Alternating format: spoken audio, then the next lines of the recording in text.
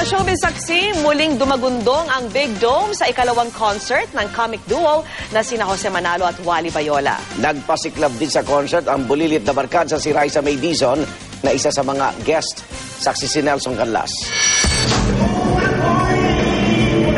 Opening number pa lang ng Wally and Jose, A Party for One and All, nagpasiklab na agad ang comic duo ng kanilang rendisyon ng Pusong Bato.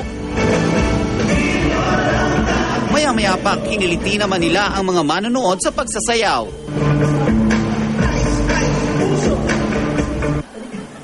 At talaga namang marami ang naghahanap ng katatawanan ngayong Friday night dahil sa ikalawang pagkakataon na puno ng comic duo ang Big Dome.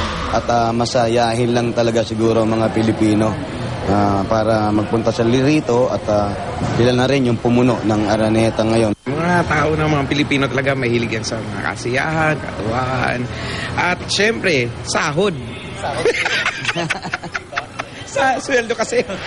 Pero hindi lang sila ang nagpadagundong ng Big Dome, kundi maging ang kapuso child wonder ni si Raisa May Dizon na nagpasiklab muli sa pagkabibo sa kanyang signature Dabar Cards, Cha-Cha.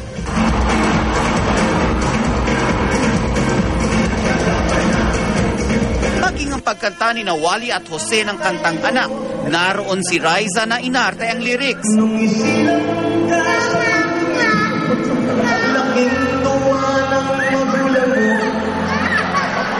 Bakit kami tinuturo mo? Kami ba magulang mo? Hindi po ba sabi ni Bossing, magulang kayong dalawa?